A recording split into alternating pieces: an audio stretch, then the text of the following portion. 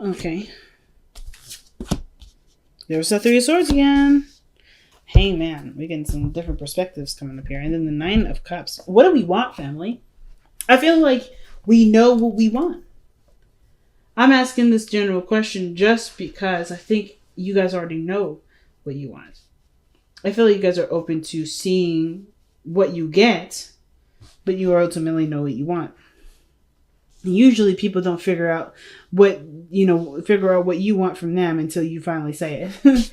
You're like waiting and seeing and observing, but then when the time is right, you're like, yeah, no, actually I don't care. Goodbye. So yes, Nine of Cups. This is about desire, wants, feeling content, feeling happy, or this is personal happiness. Queen of Swords, that's your energy. Typically, the Knight of Swords is your energy, but for the sake of the reading and the fact that this is the Queen of Swords, the focus is about you, your perspectives, and how you view things. But it also could tell me, too, that you guys are being very logical about the relationships that you involve yourself in. You guys are probably a little detached with the people that you're involved with because, of course, there's an aspect of you that's protecting yourself right now. Three of Swords don't come up for nothing. There's some things that you're protecting right now. You're not fully giving of yourself at this moment. Like this Queen of Swords, I don't ever see her giving of herself to others. She's always reserved in some way, shape, or form because she's trying to protect herself. That reservation is what makes her truth so potent and so strong, and sometimes pretty gosh darn deadly and pretty gosh darn painful because she's not looking at the situation from your perspective. Queen of Swords is typically the card for Libra, but Libra is also about rule following and following things by a certain way. And if there are certain things that she has in line, no matter what you do, it still does it. I mean, unless of course there's great reason, which is why this person, the queen energies are usually more receptive than kings. They'll at least see your side of the story, but usually they still stay the same way. So I feel like you're open but not open, Gemini. You have one foot in, one foot out. Like you're ready to kick someone's ass, but you're also waiting for them to put that glass slipper on your shoe, and you go about your business from there. Sorry for that really weird noise. It was my computer being crazy. Anyway, so in the past you had the Chariot. Things were going great. Like I feel like the situation was going perfect as long as you kept things in an orderly fashion, kept moving, kept things in organized condition. As long as you took care of your needs, you were able to do what you need to do to get what you wanted out of it.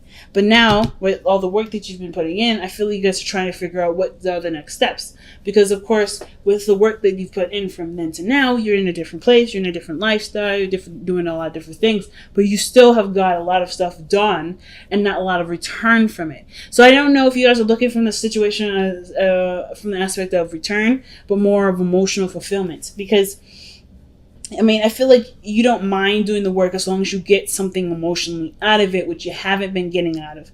I feel like you guys have been, the reason why the Queen of Swords is coming up is because you feel like your emotional valves are depleted. Like there's nothing that's filling you up emotionally. So now you're kind of running on, on gasoline. Like we're all like, you've turned into robot mode in a sense.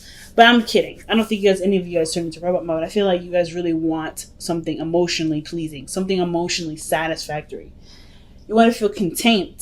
That's why the Knight of Cups is coming up here. And I feel like the more you start looking at it and start reevaluating, the easier it will become to manifest. I feel like right now it's just figuring out what in particular do you want to begin, or what do you want to manifest. Figuring it out is the biggest thing, right? Making that decision to figure out what it is to run. I feel like you already know. So why do we have the Seven of Coins here? Why do we have the Seven of Pentacles? If you already know what you want, what is there to reevaluate? The Ace of Wands, reconnecting with an ex, starting something passionate, creating a new adventure. So you're really evaluating either the amount of passion, amount of excitement that you have towards something that you originally wanted to start, or you're reevaluating, getting back together with an ex, sparking something new. You put in a lot of work already when it comes to starting a very passionate lifestyle, but it's still a lot of work and not a lot of return. So it's running a little dry. But I feel like, what about that passionate experience do you want? Right? What kind of passionate experience do you want? Because I feel like it's now detailing what exactly you're actually trying to go towards.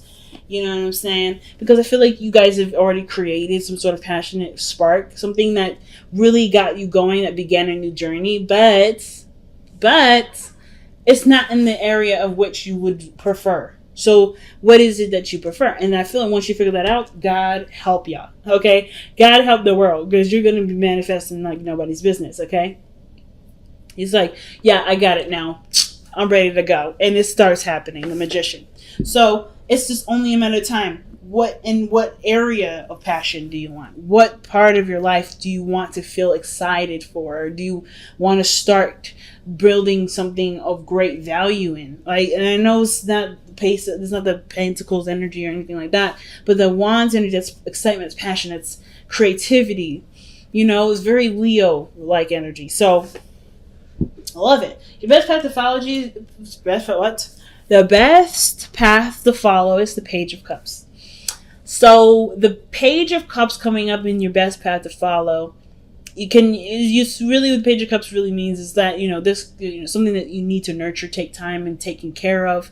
It could be a pet, a companion, an offer for, of a connection or communication of some sort of emotional truth, or emotional, desires, or really developing something that you eventually want to have over time, right? So I feel like it's creating either a new dream or going after, or actually nurturing and growing some sort of passion here. Because the Page of Cups, that's someone that has a dream already. And like I said before, I think you already know what you want. But it's like the fire behind it. The work that's necessary to put into it. Do you want to do it? Is that there? Do you have that? Do you want that? Is that aspect right there something that that can lead to what you want? And some of you guys, it could be that you guys actually don't know in what area do you guys want this excitement to be, or this new, passion, this new project to come out of, or this new relationship, how you want this relationship to rekindle, or to be kindled, period. But I feel like if you start somewhere, it'll be a lot easier to pinpoint. So I feel like for a lot of you guys, you kind of have like a prelude to your story. Some of you guys are starting something that's not necessarily very serious, but you've put in a lot of work to at least see what area and what direction do you want to go in, right? What are you trying to achieve? You want a friend, but you want someone that can grow with you and can still keep up with you. I'm thinking of the 3 Cups, 3 of Swords, and the 8 of Wands. Someone that you could connect with, someone that's your tribe, someone that you mesh with so freaking well. Someone that you can enjoy life with, someone that you can overcome pains and shadow selves and shadow growth with, that you can really, really grow with. This person that can trigger you, that help you look at yourself a lot more, but also can still go with the flow, that doesn't stop or get a little crazy when situations start to take a little bit of a different turn, right? They can go with the swing. And I feel like with the Page of Cups is like going for your desire, focusing on what you want, but feeling it for yourself. Do you have all those aspects in yourself? Because the only way for you to manifest whatever it is that you want, Gemini, you have to have that already preset, right? So I feel like with the Page of Cups is like, so how do you give yourself this? How do you make yourself feel this way? Do you have something already in progress that you're growing, taking time to build? Is that coming to fruition? Is this are you doing this for yourself in some area? Let's see what additional information we can get with the Page of Cups. Page of Cups. Why is Page of Cups coming out for Gemini's advice? Maybe it's talking about expressing your love to somebody, extending your feelings out to somebody. Could be, oh no, probably not. Knight of Swords, 7 of Swords. The Knight of Swords doesn't do anything in secret. He's moving too fast, and he doesn't give a fuck enough to actually be careful in that area, to be more cautious and, sneaky. But you got 2 cards here, man. 2 confusing cards together. Like, this combination I would never thought I'd see.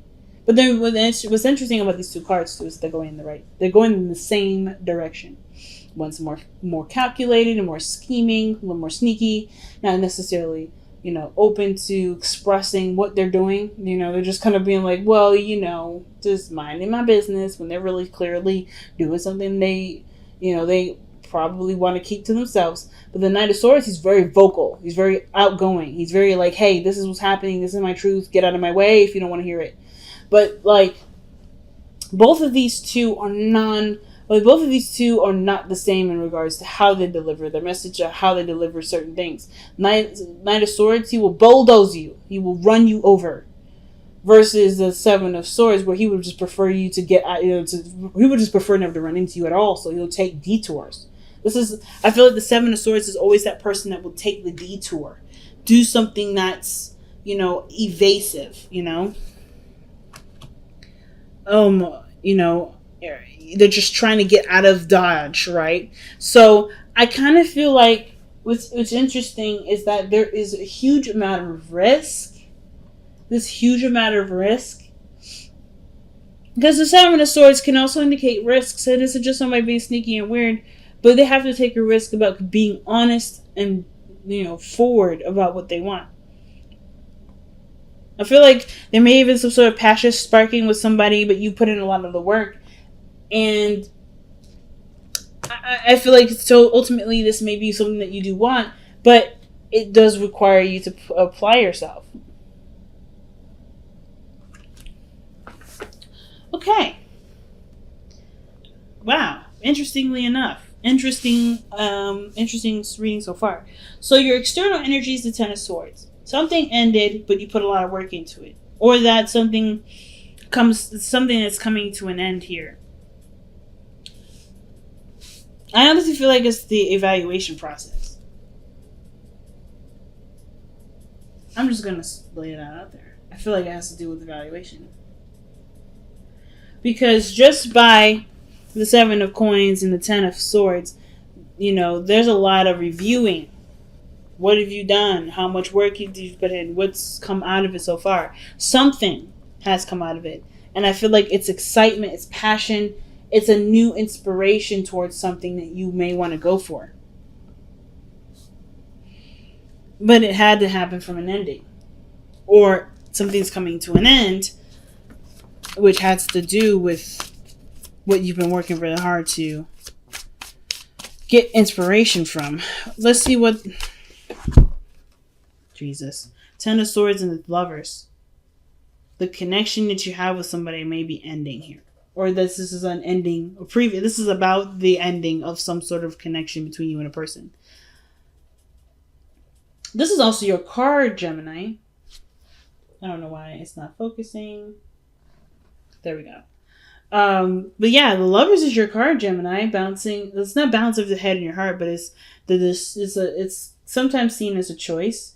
How I personally read it is the acceptance of your head with your heart working together with it as a team with your heart, versus your mind trying to convince your mind trying to convince your heart of something else, and your heart being extremely stubborn with it. I feel like the acceptance portion definitely really says a lot when it comes to the Ten of Swords, because the Ten of Swords, that's a card that does talk about deep acceptance. This cannot be changed. This situation is the rawest of the raw of all kinds of all the endings in the tarot. So the fact that this ending is so brutal and so painful, the only way for you to be able to love yourself and to move forward from it is by accepting this loss, accepting the situation as is, and knowing that there can be potential for greatness despite what has already happened. So the Ten of Swords comes up twice in this reading, but it's also coming up with the Lovers. So interesting pairing. But I kind of feel like for some of you guys, it may have to do with a breakup, with something that's some sort of attachment or some sort of ending with somebody that you had a really close connection with. Really, really close. And then, as a matter of fact, if we look back at the three cards that fell out with the Three of Cups, Three of Swords, that's a connection that's triggering. That's a reunion that triggers you, or there's something. This is about your inner circle. It's about your inner circle and the part of that inner circle that triggers you. But I feel like that's something that you want. Even if it triggers you, it's something that you do want. It's just scary to put yourself out there. That's the thing. That's why you have the Knight of Swords and the Seven of Swords. Because that really weird tug and pull. Like, I don't want to do this, but I do want to do this. You're reevaluating it because your mind is like, remember what happened last time? But your heart is like, yes, this is it. This is my happiness. Are you going to allow yourself to do it, Gemini, now? Because I think the only thing the Seven of Coins is doing isn't really reevaluating. I feel like it is just I think it's reevaluating in the sense of how to make it successful for you. But I feel like it's also, a way of procrastinating. I think everybody's got a really weird procrastinating energy. But only, of course, right, to protect ourselves, to actually be sure that we can handle this. Because we don't want to hurt. We don't want to feel any pain. But pain also leads to great happiness and to great love. It can lead to those great things. Especially with all of that coming to yourself. So, the Three of Swords coming up in your hopes and fears. I think you want to overcome the pain that happened here with the Ten of Swords in the past. I feel like there may be something else coming into an end soon with the Ten of Swords and the external energy like this. But it's not a new ending. I think it's just looking at what has been over for a while, accepting it, and seeing the potential for greatness. But by changing your perspective with the Hangman and your outcome. So the Three of Swords I really feel like is overcoming the loss, the pain, the triggering emotions, right? Like whether this is a friend or someone that you met that meant dearly to you as a relationship. This is something that you really hope to overcome so that you can be open to seeing the world from a different angle, from a different view, to move forward with your life and know that you have, and know that you'll be okay, because you survived one of the greatest pains in your life. Man, this is pretty deep, Gemini. Was definitely not expecting this type of reading here. So let's see what we got going on for the Power of Surrender cards.